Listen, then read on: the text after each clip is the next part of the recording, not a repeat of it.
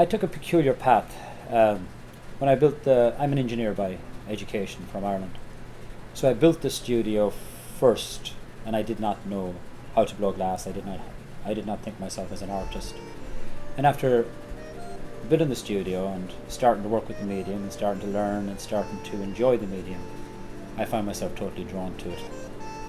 And then I began to seriously, the last 5 years, to seriously focus on learning about the glass itself.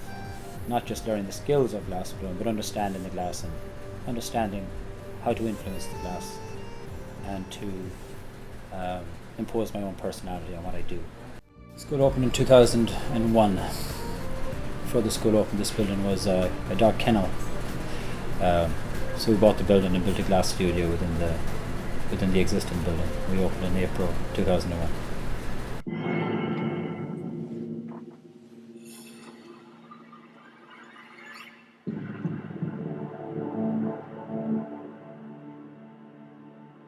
The name Diablo refers to the heat and molten glass that we gather from the furnaces.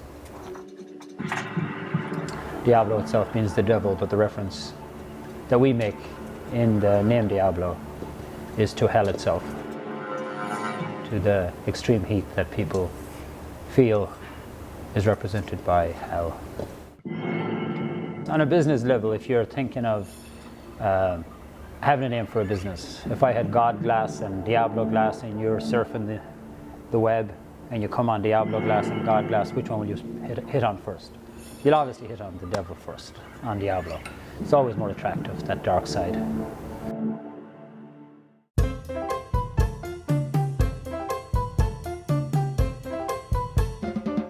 Convincing people that they're actually capable of doing art seems to be a challenge, because for some reason people have been trained over the centuries that artists are special people and that only certain people can do art and certain people are capable of. So to get people on the street to come in here and try to do glass is actually one of the challenges. That eliteness that artists have given themselves over the centuries, I think, comes back to bite businesses like this when we want regular people to touch glass and work with glass. The class I took was Glass Blowing 1, which is an introductory glass blowing class. It's in the hot shop. So that is done for 4 weeks and it's a 3-hour class each week. And if there's one student in the class, you might scale down the hours, but you get time to practice.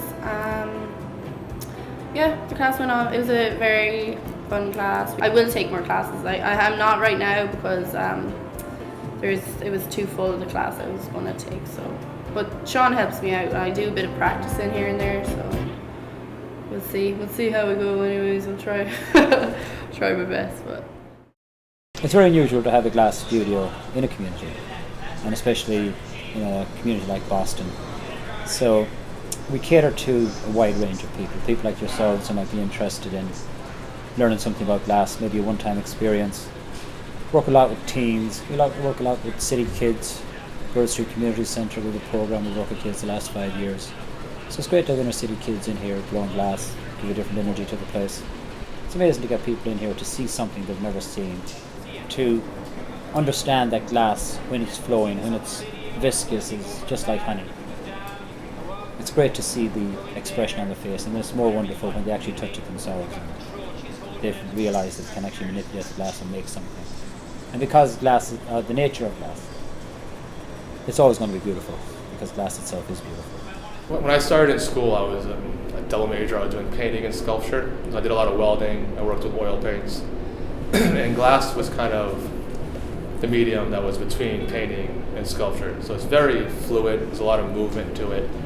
But in the final product, you have a three-dimensional, beautiful piece of glass. You know, the colors are very similar to paint. You know, the way it moves, it's very gestural. That's why I really got into glass.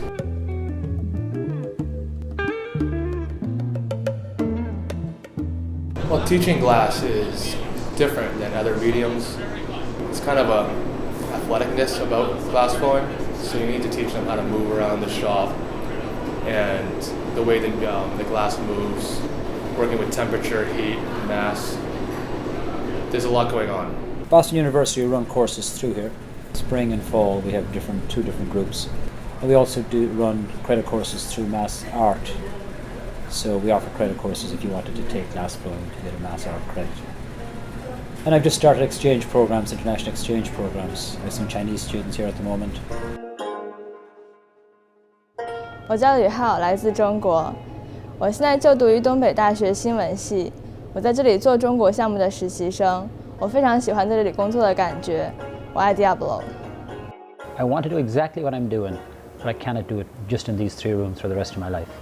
I'm going to do it internationally. I really love the idea of China, so I went to China myself to start an exchange program there. I thought one of the ways to do that would be to start student exchange programs with Chinese students to come to Diablo. I'm April. I'm an exchange student from China, Shanghai University, and my major in Shanghai is casting.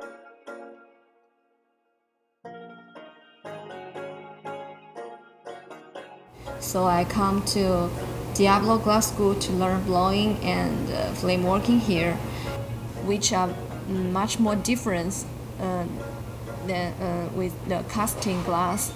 Diablo Glass School has a lot of good teachers here, and the atmosphere here is like a warm family. I like to be here.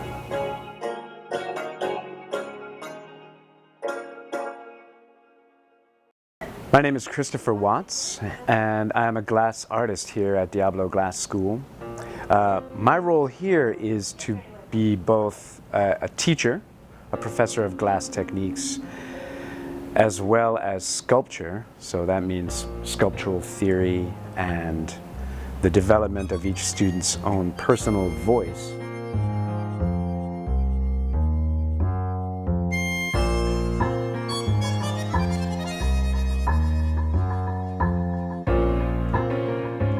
So this piece is an example of a body of work that is all based on material history.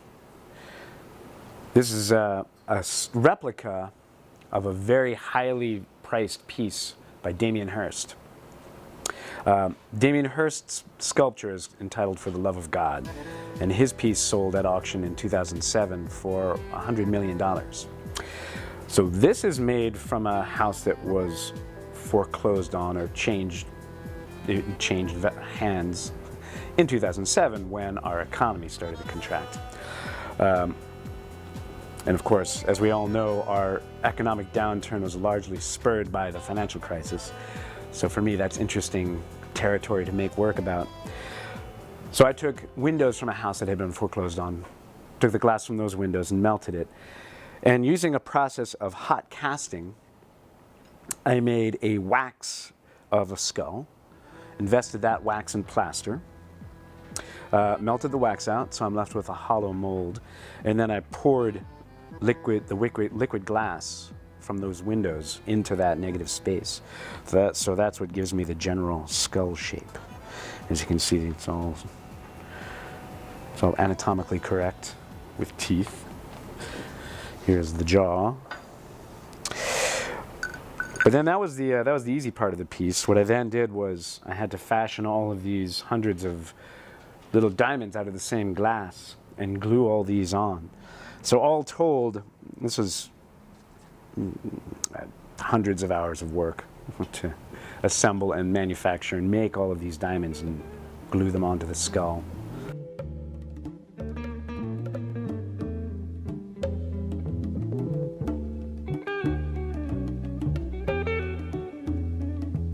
So this piece, for example, held stationary, it looks just like a piece of glass, but as it moves, it almost looks fluid. It looks as if, through the optics, as the glass moves, that the glass is alive inside and the glass is still moving inside. So that's actually what I'm looking for and what I do with my glass. I'm looking for the glass just to give back the simple properties of what glass is.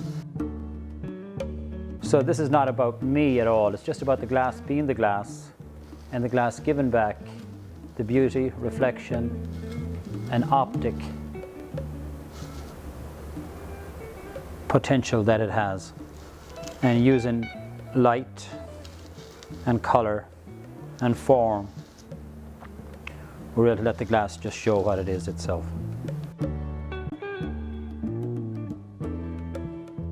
There's two types of students, I suppose, that you'd get. There's the students that fall in love with the community as well as with the glass, and there's some students that just fall in love with the glass.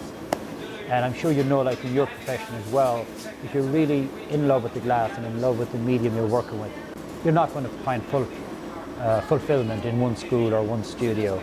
They will follow glass where it brings them. But there are local people then that would have other jobs, professionals especially, like Richard, who is a judge, and we have many doctors here, and therapists and teachers that have fixed jobs in the area. So they tend to stay here in the community and stay here in Diablo. But the people who fall in love with glass, for glass sake alone, artists who become glass artists, definitely you would not want them to stay here all their lives. You'd want them to grow and move. You know what I mean? Go to China, go to Pilcher, go to Germany, go to England, go where glass leads them, because glass is different everywhere.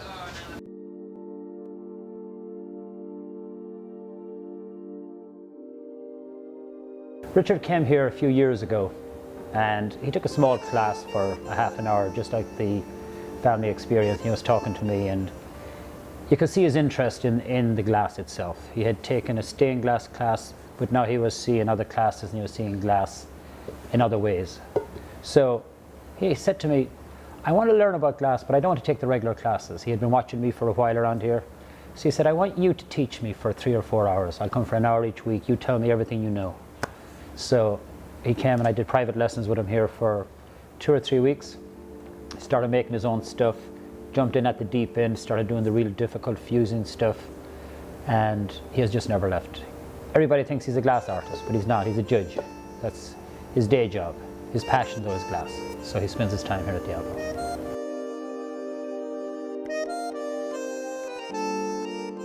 Every Sunday for the last 2 years, we've had glass blowing demonstrations and hands-on experience, just like you saw yesterday. Nobody came. Nobody came for the first 6 months. So myself and Doris were talking one day and we said, let's call it family experience, because people like to do things at the weekends together. It's been full ever since.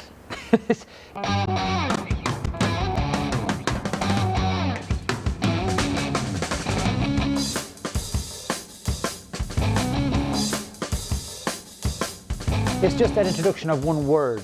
It's an experience for everybody to come.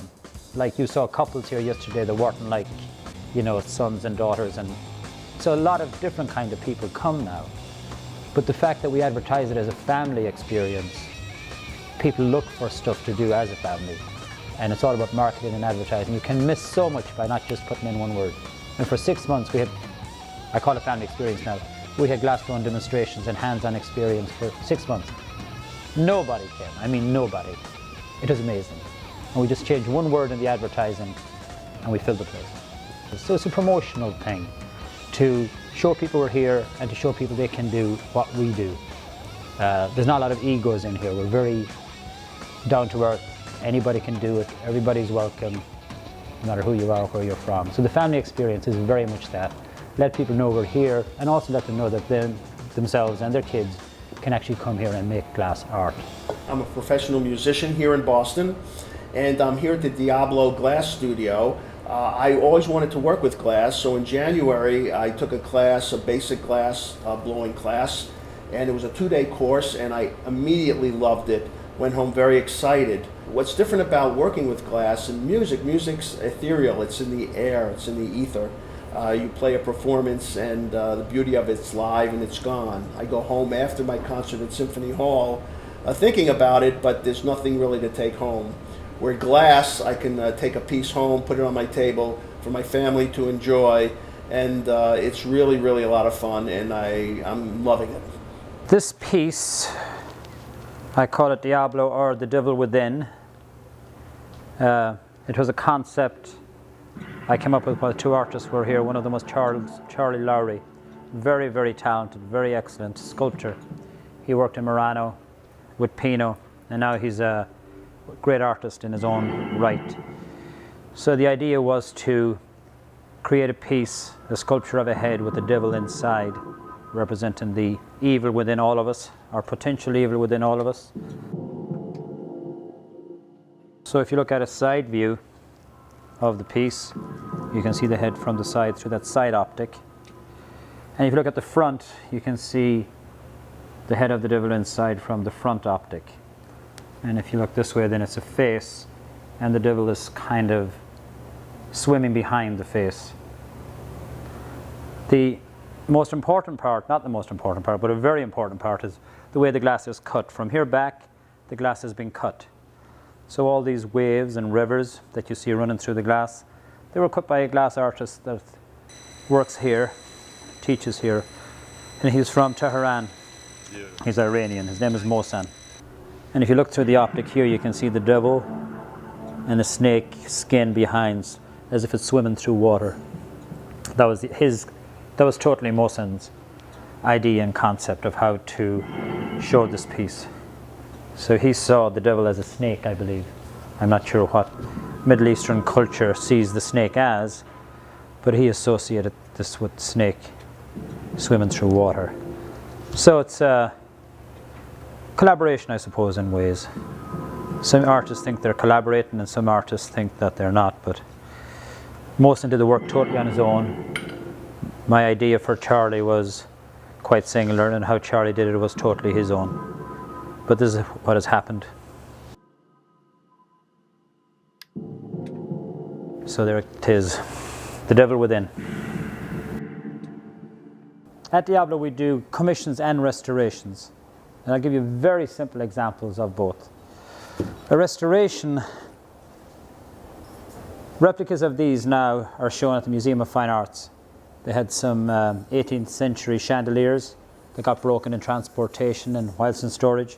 So again, Mohsen, our Iranian, or Teheranian, he does the glass cutting. Chris Watts blows the glass, it's sandblasted, and after sandblasting then Mohsen cuts the detail that was in the original piece.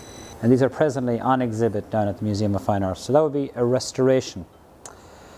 A young man came in one day with these antique beer bottles, and he wanted to make cheese platters or some sort of something he could serve from the table, continue to use.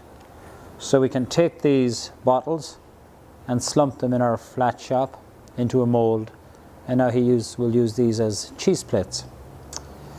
So that's a simple example of restoration and a simple example of a commission.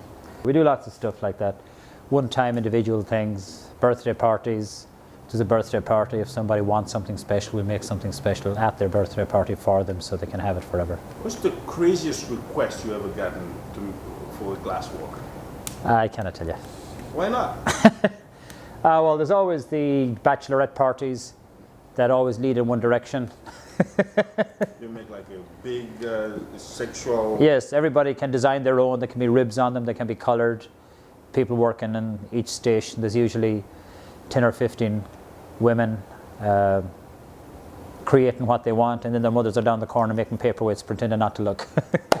Working with glass was unlike anything else I've ever worked with. It was really exciting and very dynamic, and the results were immediate, and that was really satisfying. And the people here are fantastic and get to work with. I sort of found the class because I felt like the artistic side of my life was not being fulfilled. This is closest to throwing on the wheel when you work with clay, except that instead of worrying about the moisture content of your clay, you're worried about temperature and you're fighting gravity the whole time. So it keeps things very interesting, and you have to move very quickly. Not to mention that you're working at like 2200 degrees. That's great. I think the learning curve is very steep at first. You learn a lot of techniques very fast in the 2 days that I've been here. And I think to get a lot better, you have to invest a lot of time, and it's very attractive because it's a lot of fun, but I have to think about that.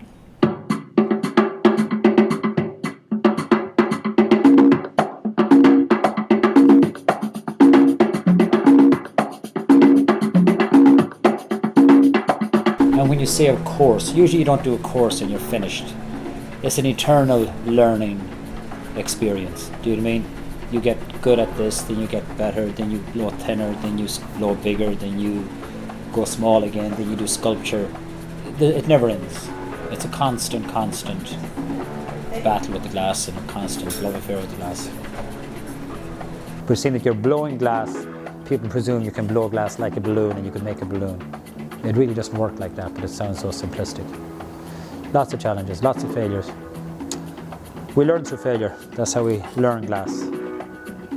It's an important aspect. Go beyond the limits of the glass, find the boundaries, but you cannot find the boundaries unless you go beyond the boundaries. So we teach constantly through failure, failure, failure. Most of our exercises, we insist that the student fails hot, fail hot, fail hot, and then they learn how to control the glass hot.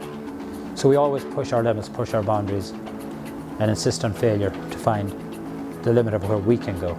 Working with glass, to me, is a bit like sitting by the seaside watching the waves roll in. You can do that for hours and you don't know why. There's no good reason. It's just a beautiful feeling. Or watching a fire, flames in a fire. There's no good reason to sit there watching it. It just gives you great relaxation and pleasure. It just is fluid, it's hot, it's moving, it's beautiful.